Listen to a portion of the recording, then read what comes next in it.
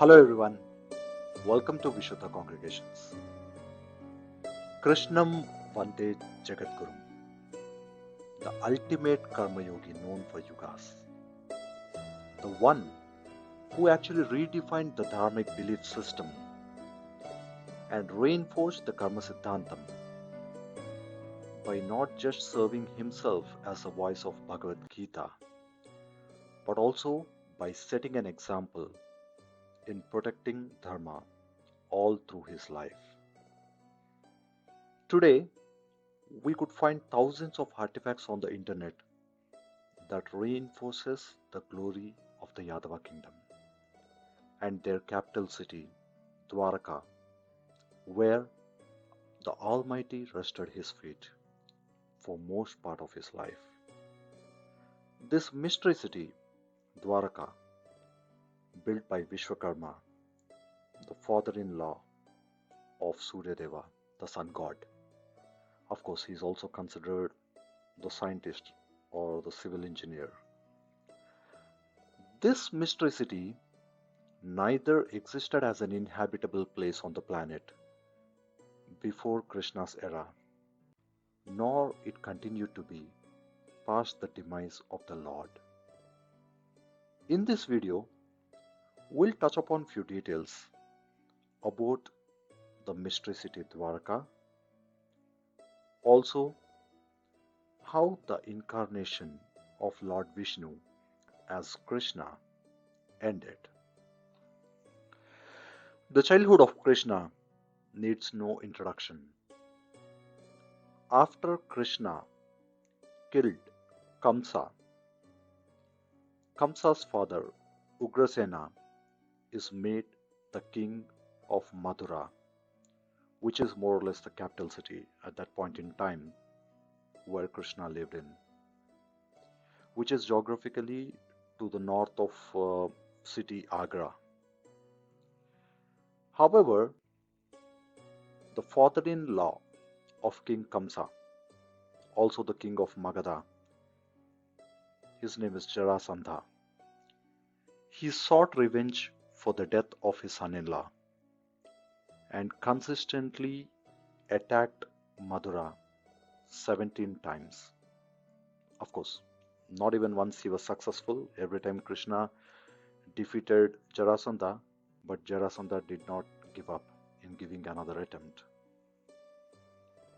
In order to ensure all his people live in peace, also for the safety of all his subjects while engaging in the battle every often, Krishna had to make a strategic decision in shifting the capital from Mathura to the western coast of Gujarat, and Krishna claimed 12 yojanas of land from the sea god.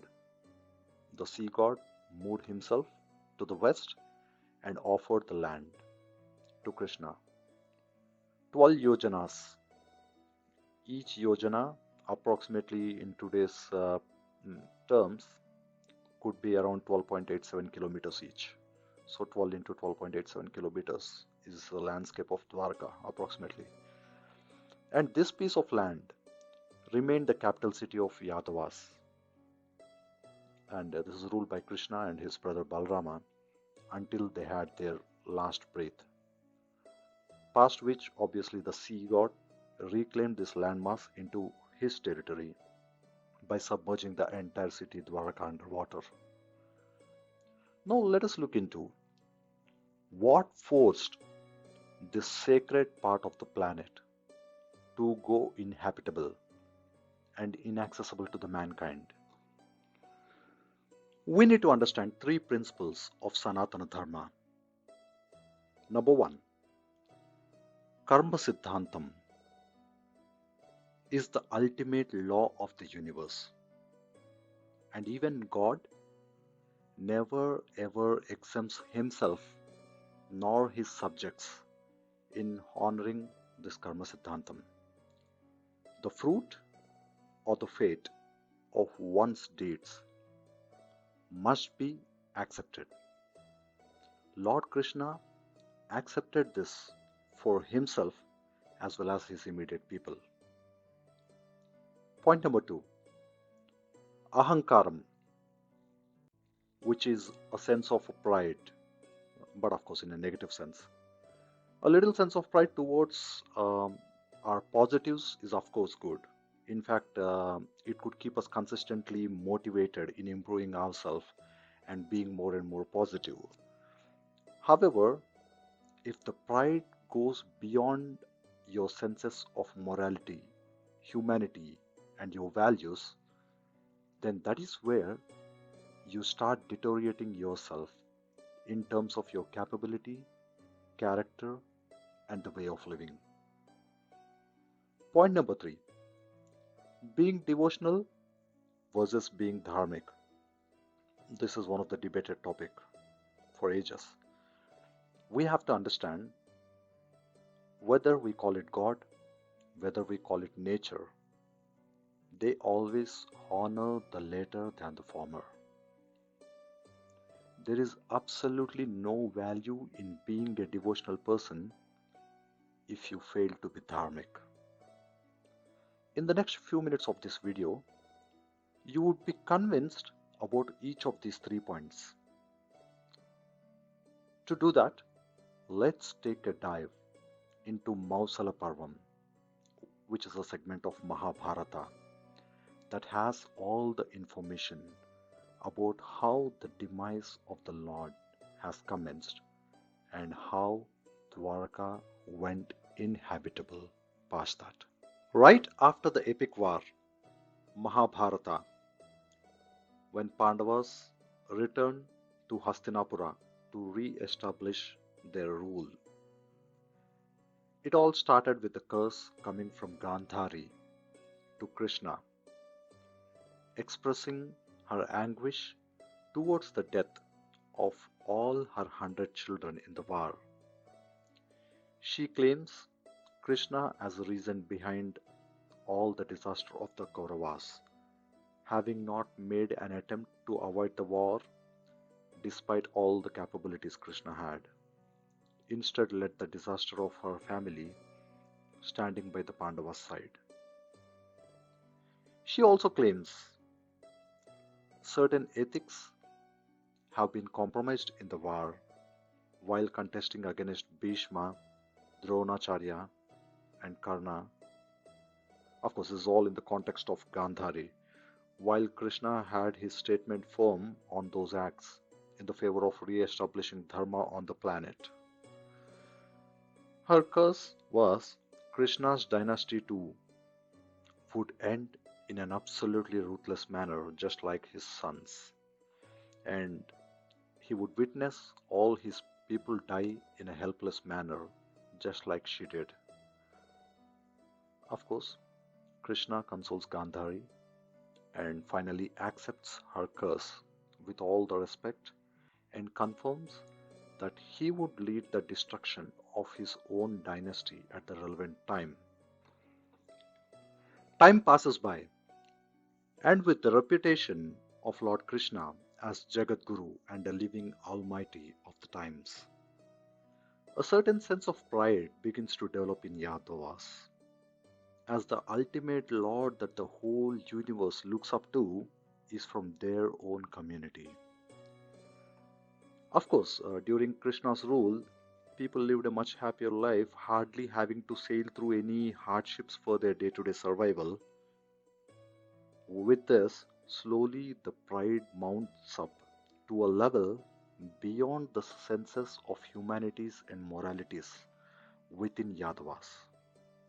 And people began to live in the mode of celebrating their existences in the society, irrespective of whether the celebrations being ethical, fair, or not.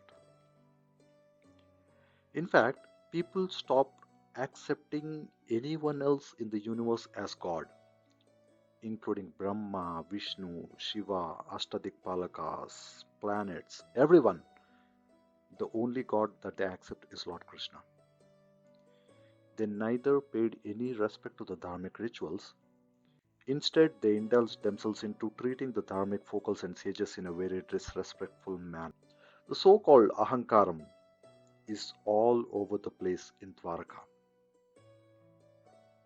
Meanwhile, Lord Krishna and his 8 wives, they're all blessed with many children, and a lot of them contributed to the rich tapestry of the Hindu mythology.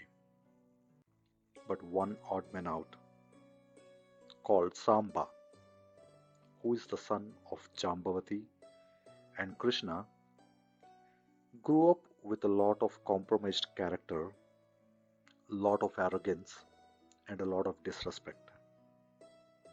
Of course, when destiny drives in the front seat, even God could only be a spectator.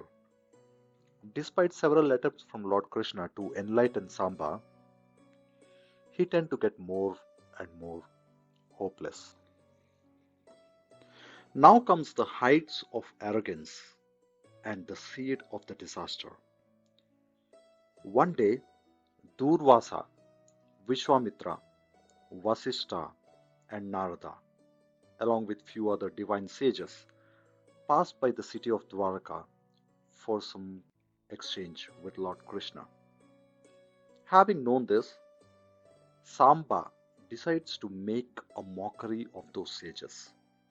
He disguises himself as a pregnant lady, and his friends approach the sages, inquiring them whether the child that would be born to the pregnant lady could be a male or a female. The sages they curse Samba, stating he will give birth to a Musalam. To keep it easy to understand, Musalam is kind of a maze or a rock hard substance, I can say, between a metal and a stone.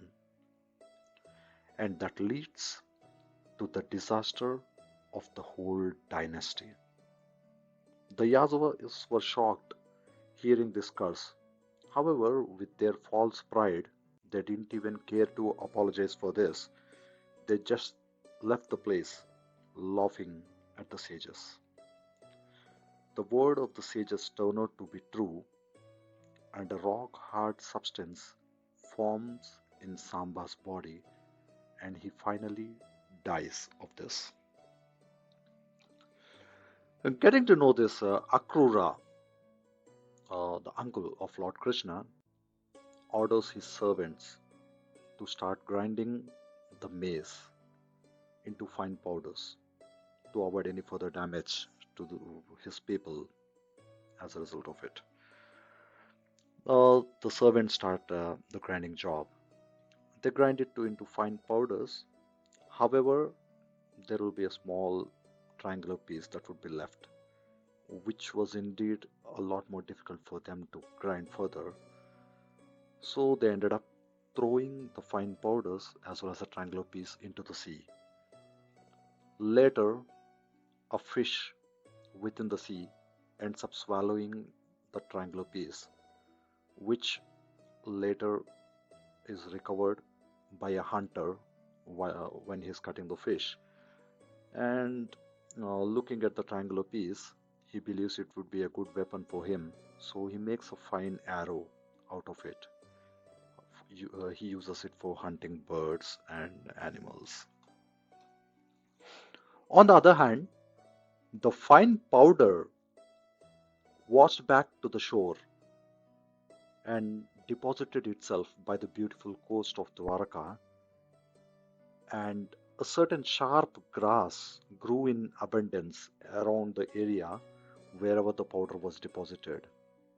Everything was now set for the final shutdown. And Akrura ordered alcohol to be banned in the entire kingdom of Dwarka, just so that the people remain conscious all the times. One day, Yadavas gathered on the beach, and they had a lot of alcohol, and the liquor they drank made them lose their senses completely. They started teasing one another, bringing up some gory, harsh past and some gruesome mistakes of each other during the time. Satyaki and Kritavarma, one of the well-known warriors of the times, so they fought on Pandavas and Kaurava's side, respectively. They taunted each other, bringing back memories of the horrific war. They just started blaming each other, and in a fit of rage, Satyaki jumped onto Krutavarma and chopped his head off. And obviously, the friends of Krutavarma pounced onto Satyaki, and the war followed.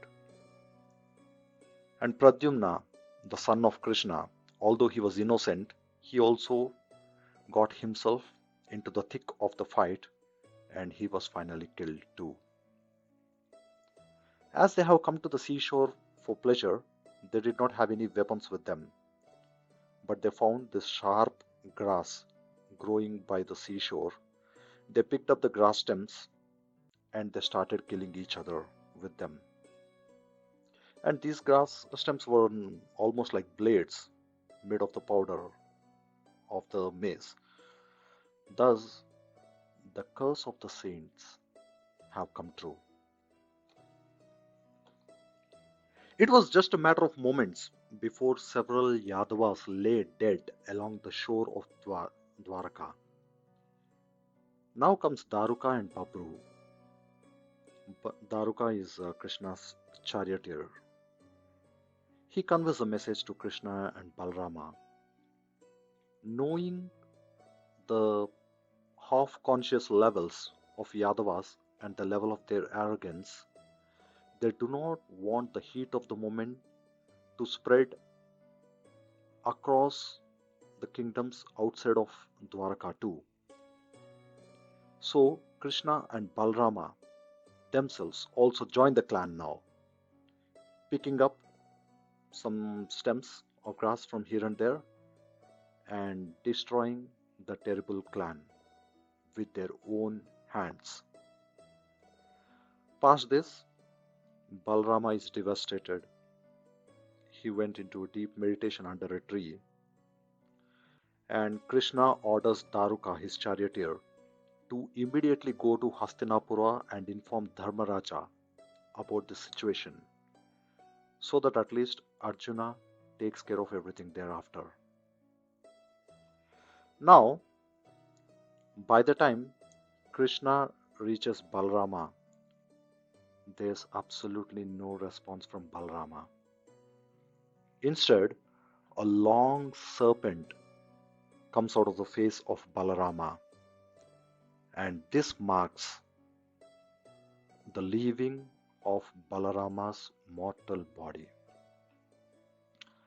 As Krishna saw Balarama putting an end to his incarnation, he realizes it's time for him also to leave the world and go back to his original abode. Meanwhile, the holy items of the times, the Sudarshana Chakra, Panchajanya, the chariot of Lord Krishna, and Samantakamani, have all started departing to their divine origins. And Krishna started thinking about the ways and the means to leave his body, and he remembers the words of Rishi Durvasa. At some time, he applies payasam, which is a liquid food made with milk, sugar, and rice, throughout his body, and he was standing, he couldn't apply it to his feet. Then Krishna recollects that and determines his death lies in his foot. Then Krishna goes to Vrindavan, lays down under a tree, and goes into Yoga Samadhi. At that time, the hunter who actually collected the sharp triangular piece and made a weapon misunderstood the foot of Krishna between the bushes to be a lurking deer. So he ends up shooting a lethal arrow that finally pierces into Krishna's foot. And as soon as the hunter reaches Krishna, he realizes his mistake and pleads the Lord for the forgiveness. And Lord Krishna consoles the hunter, telling his death was inevitable. And of course, it's all driven by karma. During Ramavatara, Rama killed the Vanara king Vali, hiding behind the trees. And in this incarnation, this hunter, who is a reincarnation of the king Vali, gets an opportunity to deliver the lethal shot that's responsible for Krishna's demise. It's all interlinked. And thus, Krishna left this mortal world. By the time Arjuna arrives at Dwaraka, the damage has already happened, and it took 4 days for Arjuna to find the mortal remains of Krishna. He performs the cremation and necessary rituals, having known that sea god would any time reclaim the land back into the seas, and also in the interest of the safety of the women and the children left over in Dwaraka, Arjuna wants to mobilize them as soon as possible to a safe place, anticipating what all could possibly happen after the demise of the Lord himself. And in this process, as a shocker to the greatest warrior of the times, the convoy of Arjun on the way was stopped by a band of street side robbers who could drag a lot of wealth and a lot of women along with them, while the greatest warrior of the times, who was able to defeat the giants like Bhishma, Dronacharya, Karna, Ashwadhama, and several others in many great wars, ends up on the losing side. With Arjuna's loss, Pandavas start retrospecting that all the supreme capabilities that they possessed till date is all the blessing with the presence of the Lord himself next to them. Having realized the Lord is no more, they hand over the throne to Parikshit, who is known to be the first king after the commencement of Kali Yuga. They hand over the throne to him and they set off to Himalayas to take their last breath, which is known as Mahaprasthanam. Meanwhile, the city of Dwaraka gets completely flooded and submerged under the sea.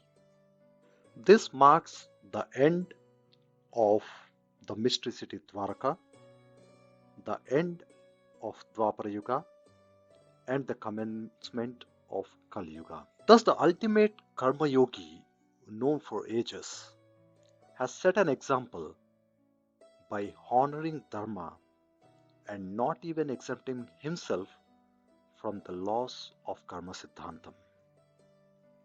Krishnam Vande Jagadgurum. Hope you all enjoyed this video.